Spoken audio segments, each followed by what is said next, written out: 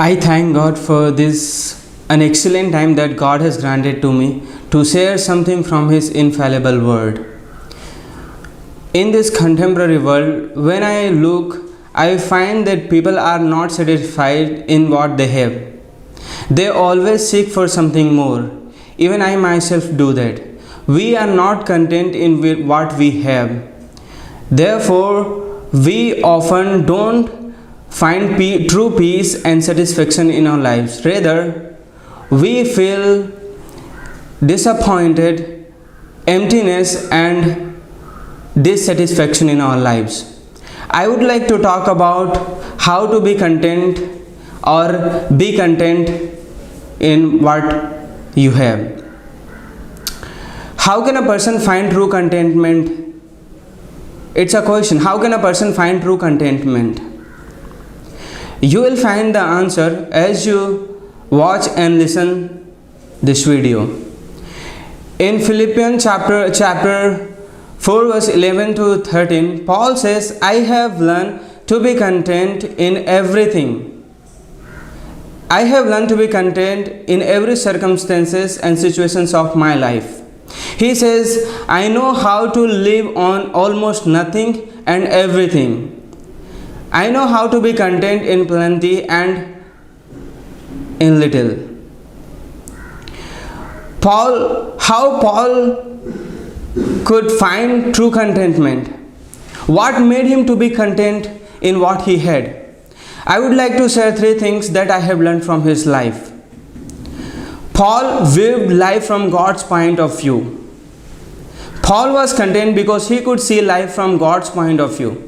He was focused on what he's supposed to do and what God told him to do, not on or in what he felt he supposed and he should have. But we poor people are always mindful of what we want and desire. We are not able to come out of our business. But Paul knew that he was in God's business, not his own.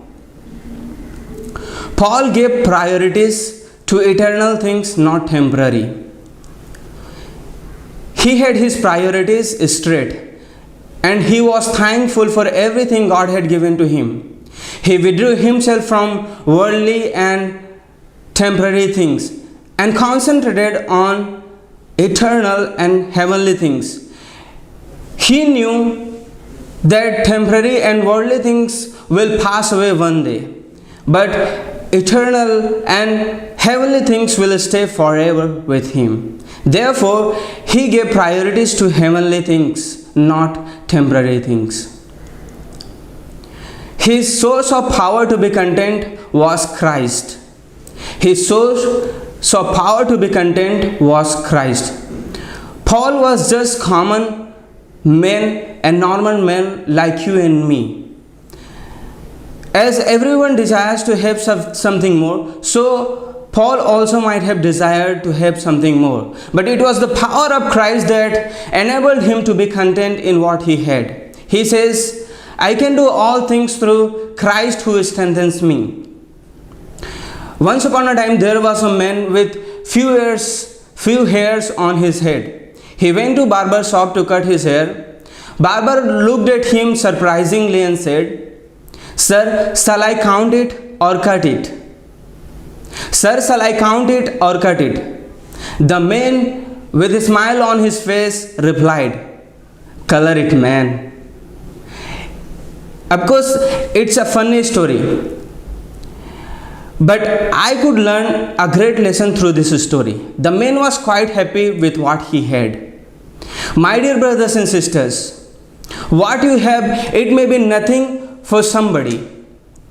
What you have, it may be nothing for somebody, but it's everything to you. What you have, it doesn't matter to somebody, but it matters to you. Therefore, do not cry and die for what you don't have, but rejoice and live like a king with what you have. Therefore, let us view life from God's point of view.